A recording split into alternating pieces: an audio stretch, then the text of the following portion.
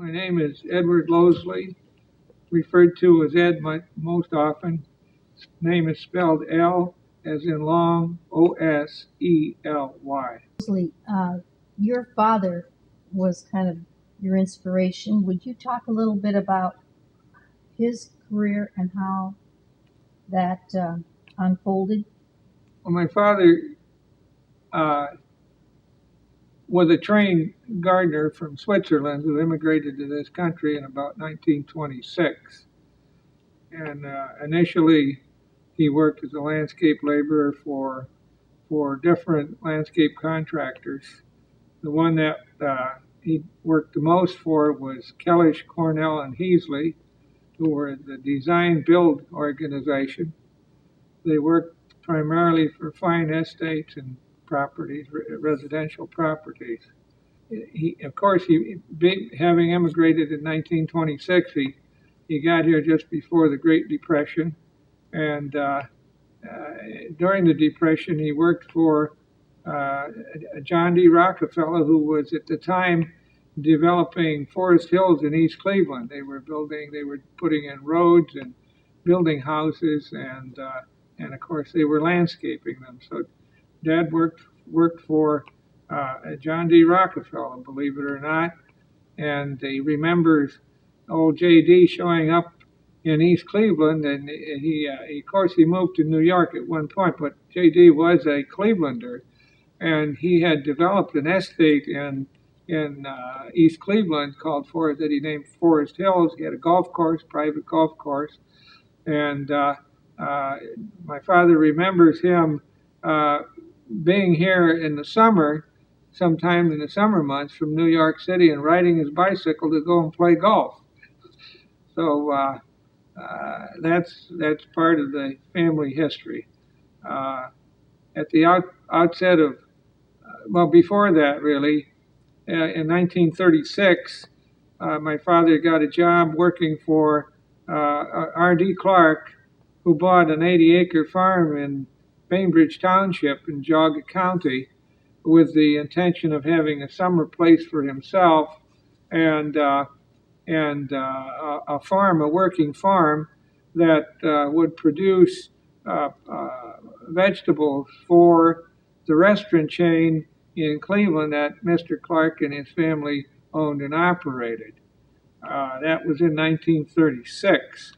My father at that time helped develop the retreat for Mr. Clark, building the roads up into the woods, and also doing the production of vegetables for the restaurant chain. In 1939, Dad took a job managing the neighbor's farm, which was 250 acres and owned by a man named Sam D. Wise. Again, it was not a working farm, but it was a retreat, country retreat for Mr. Wise. They built a home for him in the woods. Dad managed that, and the remodeling of two of the farmhouses on the property, along with the roadways and the trout ponds and so forth that Mr. Wise was interested in. Subsequent to that, the World War II came about, and my father went to work for the Warner and Swayze's company in Cleveland during the war years. In 1949, I guess it was 1949, Warner's and Swayze's went on a rather prolonged strike, and Dad was certainly not the kind of person who would sit around and wait for the strike to end. He went looking for work, and it was 49 was a down market in the labor market. I mean, it was hard to find a job, so he reacquainted himself with one of the landscape architects that of Kellish, Cornell, and Heasley, Mr. Morris Cornell, and indicated to Mr. Cornell that he was out of work and really needed an income, and Mr. Cornell recommended him to several of Cornell's clients to do maintenance work, really, And so Dad started back in the landscape business, operating on the trunk of his automobile with some hand tools. And in 1951, I had graduated from Ohio State University with a master's degree in industrial engineering, and I had gone to work for the Ford Motor Company in Detroit in the Dearborn Iron Foundry. And after about 4 months of working in the Dearborn Iron Foundry, I decided that I had made a big mistake and spent 5 years getting a degree in engineering. And my father offered me an equal partnership in the business that he had, which had grown to some extent from maintenance work to small contracting, primarily doing work for, not really for, but upon a recommendation of Mr. Cornell. So I joined the business in 1952, actually, in the spring of 52, and we ran a landscape contracting business that focused on fine residential work and maintenance. In 19 I started to grow some plant material to supply the landscaping business, partially because at the time that we had difficulty finding some of the plant material that we wanted or needed. So in Bainbridge Township, we started a small nursery operation, and the problem with nurseries in that part of the country is that the soils are not really very great. The season is short, and you're not in a marketing area for nursery stock. My wife and myself and my son, we leased some land from the Rorimer people, and that had some river bottom land that was on the Aurora branch of the Chagrin River, which had favorable soils similar to what we have in Lake County. And as part of the negotiations, we agreed to oversee some of the ground maintenance for the Rorimers. Actually, we were associated with a Mrs. Dushkin who was a Rorimer, and so we lived in the servants' end of a big building that was their summer home. It was called Rorycrest, Rorycrest, and these people lived in New York City. Her and her brother, there were two big houses up there, and the one of them's address was 1000 Park Avenue, and the other one was 1050 Park Avenue. And Mr. Rorimer, her brother, was the curator of the director, I should say, director of the Metropolitan Art Museum in New York City. Again, now we go back to the Rockefeller interest, and they left Cleveland, moved to New York, and they were some of the primary patrons or contributors to the Metropolitan Art Museum in New York City. And I don't know if you want the information about Mr. Rorimer. In his wartime service was with the OSS in Europe, which is was the intelligence agency of the Army, and he's the man that tracked down the stolen artworks that Nazi Gable had stolen all over Europe, and so he had quite a fine reputation as being an acknowledged expert in art. Now, in 1958,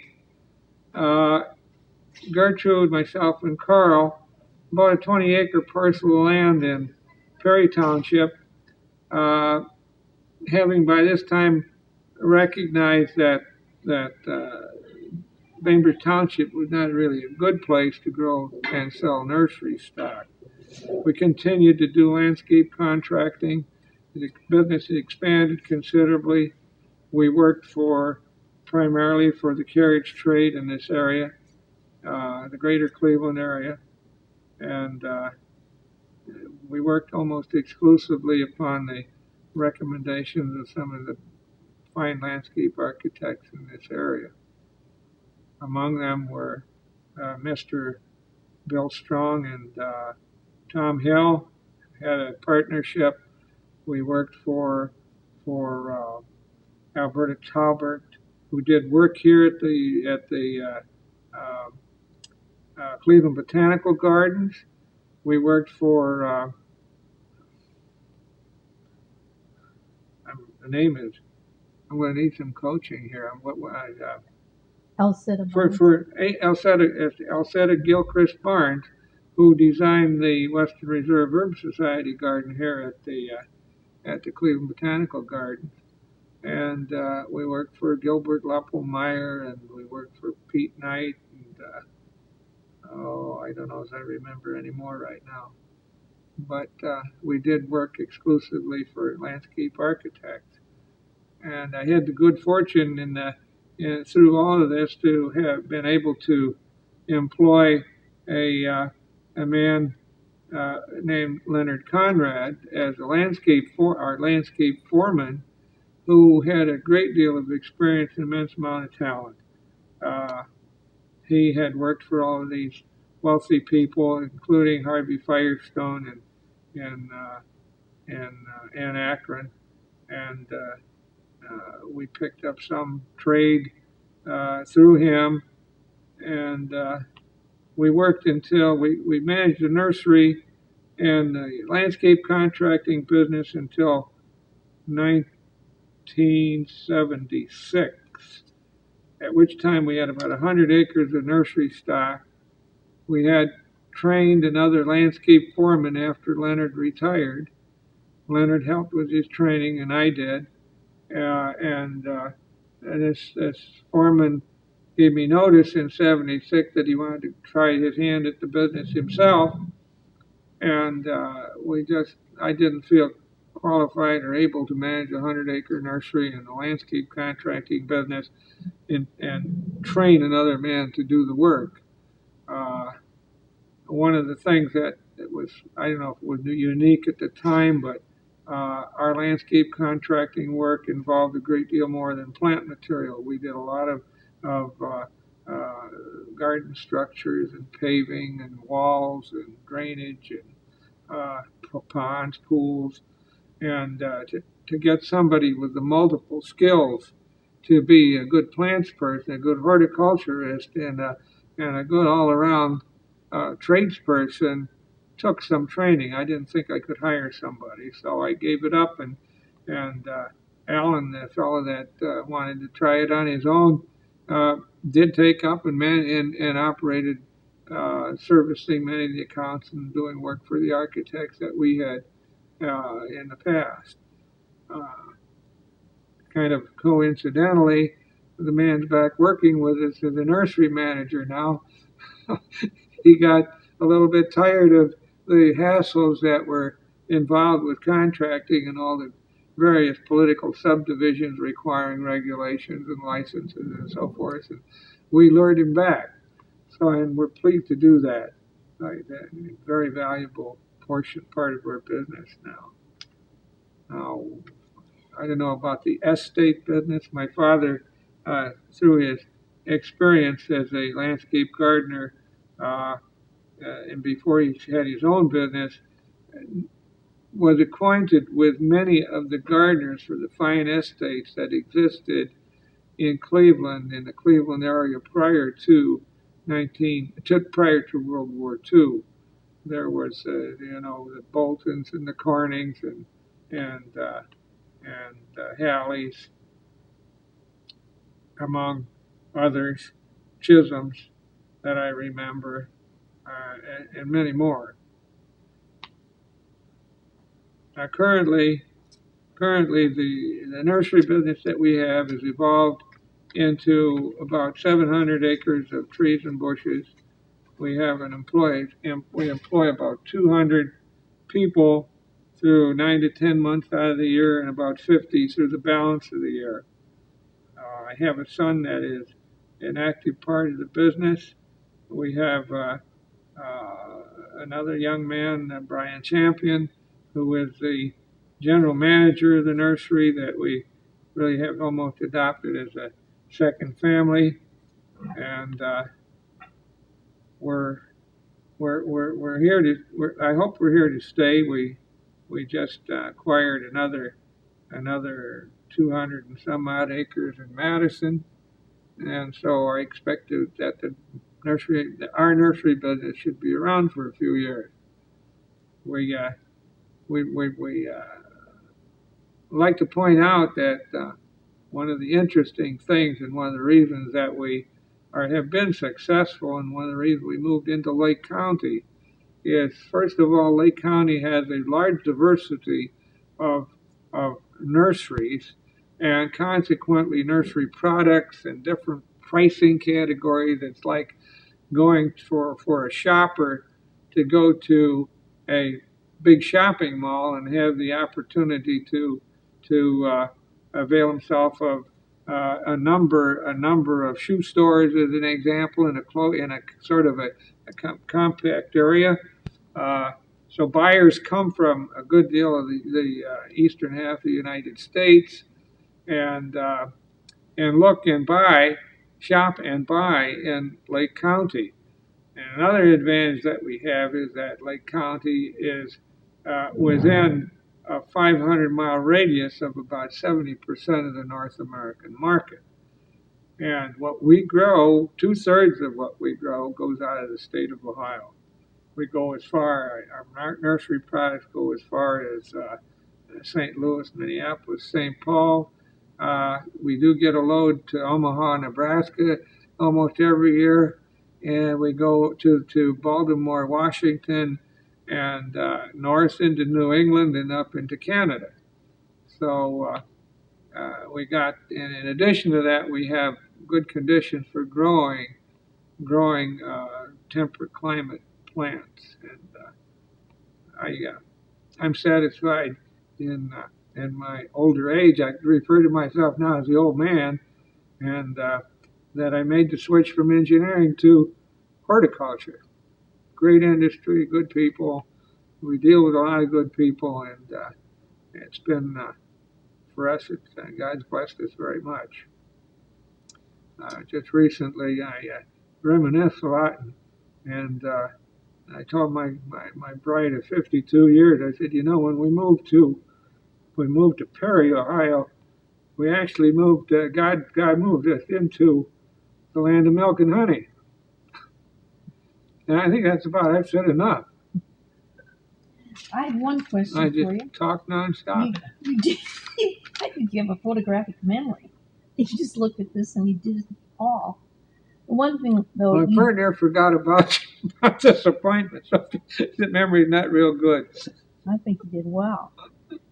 You did belong to a lot of different organizations. Yes. Could you talk about that? I was president of the Ohio Nursery Association. I think it was 1974, but like I said, my memory is not that good. I asked somebody to help refresh it. I was president of the Lake County Nursery Association.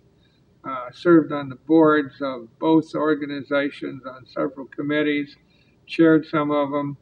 I belong to the International Plant Propagators Society.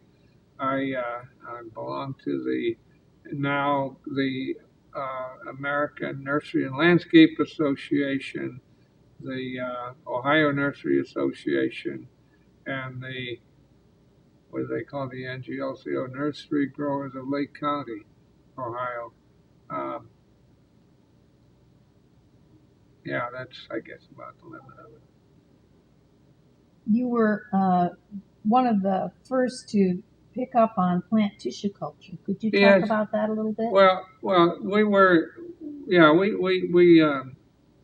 I don't remember the dates anymore, but I got the bright idea that I read a lot of trade journals and keep abreast of what is going on in plant tissue culture as it relates to woody ornamentals. was coming on the scene, and it appeared to me that it might be a good thing to do it in regards to accelerating plant propagation. Another method of doing plant propagation, a method of propagating difficult to propagate plants, uh, and a way of bringing on larger quantities of new plant material in a short period of time. So we did, we went, one of our employees, and we consulted with Dr. Dan Lineberger at the Ohio State University about the practicality and the feasibility, and we convinced ourselves, I guess, that we could do it. So we enrolled in a program at in Lake Placid, New York. I don't know the exact name of the sponsoring organization again, but we enrolled there and did a crash course in plant tissue propagation. We went to the employee that was interested went to back to school, back to high state, and uh, worked as we funded it for the university as a technician in their plant tissue lab. And then we set up and we built a very good facility with a clean room environment, and we got sophisticated equipment, and we were to some degree successful, but we just couldn't. We finally decided that it was uneconomical to do. So we discontinued the lab after about 10 years of working with it.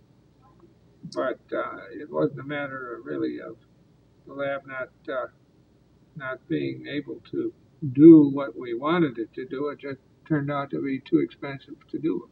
So we gave that up. In addition, one of the things that we did in Lake County is that we were the first people to bring in all of our land is tiled, and much of the land in nursery is in nursery production in Lake County needs to be tiled because of high water tables and the seasons of the year in which we have to get into the field. The water has to be off of the field. So most land is tiled with about 1,500 feet of 4-inch tile to the acre. But I found early on, we did some tiling, and I found early on that the old method of tiling with open joint clay pipe, the fine sands infiltrated the pipes and the tile, and they became ineffective. So we cast about to find a way of keeping that sand out. So we were the first people in the county that brought in a filtered tile. And some of my competition said, "Oh, that Losley, he's a newcomer in the county here. I was born and raised here, and I know what goes on in this county, and he just wasted money." But I'll tell you that most of them that were of that opinion are now using filtered tile. Another thing that we did, I'm sure we were the first to do in Lake County, was to put in a pump drainage system. A lot of the land here does not a lot of, but some circumstances, are not adequate outlets for this land tile that I'm mentioning to you, and the land's too flat. So this is nothing new, but new to Lake County. I'm sure we were the first one that brought in a pump system to drain some of our land. We drained 35 acres into a sump and pumped the water, lifted it up about 3 feet to get it into a ditch that would carry the water away. We've been we've been innovative in developing some equipment, and I look around the county now and I see where a lot of people copied the stuff that we've done. Uh, Not that that's not a bit sour grape, because we we copy other people's ideas too. If they're smarter than we are, we'd like to keep up with them. So we do that sort of thing. And we haven't really. I know some of the people in the county here have introduced and patented a lot of plants. We've not done much of that. Done a little bit, very little, but we grow good stuff, and I'm going to say that I consider it an advantage to have been in the landscape contracting business because I think I have sort of an intuition about plant material that will work well in a landscape. Doesn't have to be gaudy, it just needs to be good. And so we kind of concentrate on that sort of business. And I know a good deal of our plant material goes to markets. We ship out in Hamptons and Long Island, which is pretty damned exclusive. Oops. Uh, we ship coals to Newcastle. I mean, they got lots of good nurseries down on the island in Jersey and the Connecticut Valley, and people buy our product because first of all, I'm not going to say that it's entirely better than what they can grow there, but we can grow it at least more efficiently. And like I said, having had experience working with fine landscape architects, I can see some of the things that have real merit. I'll brag a little bit here. I was visiting a customer of ours who was a daylily breeder, and up in the Detroit area, and he was showing me all of his prize ones. They were up on stakes, so they wouldn't fall over, and had big blooms. And old Al Goldner was his name, and he was a big man. And there was little plants, little daylilies like this, and he steps right over a little bed of them. I said, Al, what's that? And he said, you don't want to know anything about that. He said, that's only I don't know, tetraploid or a diploid, I guess. And he said, look at this big one. Look at this big one. I said, Al, that's a good plant. I want to know what that is. Well, it just so happens that he was stepping over Stella d'Oro, and I mean, anybody that knows anything about this business knows about Stella d'Oro. Okay? And he got me in contact with the developer. It was a man named Jablonski. I think he was up near Chicago in Illinois or Indiana. I don't know, up around Chicago anyhow. And so I hurried up and got myself about 400 or 500 of those little Stella d'Oros, and I told him, I said, the foliage in itself puts me in mind of northern Luriel, which is used a lot in the south, but kind of marginally hardy here in this northern climes. And so I thought it'd be a good plant for that, where you could use hundreds and thousands on a single location, And let me tell you, that really turned out to be the end of the rainbow, because there was a pot of gold there. We made a ton of money on it. It's difficult to do that today because it's so widely produced, and it produces really, really easily. But I used to load up a Suburban with divisions. That was early on when they were high priced, and deliver them, because I felt at the time if a customer bought that many, I'd want to take them to them to make sure they were acceptable. And they open the box, and do they look good? And if they don't look good, tell me now. Don't tell me later that they didn't grow, But I used to cram $25,000 worth of daylilies in a Suburban.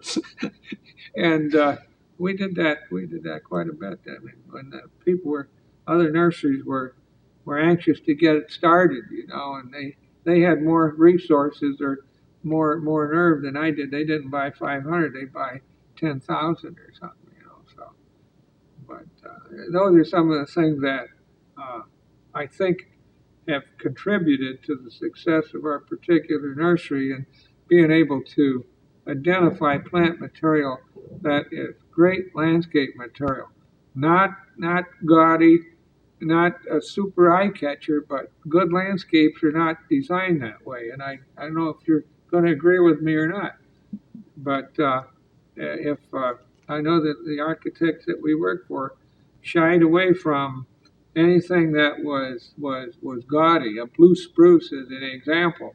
And the reason they gave is that if you have that kind of an element in a landscape, the average person focuses on that. And you don't have the garden. The garden is what is nice. It isn't just a blue one or a red one or a pink one. So yeah.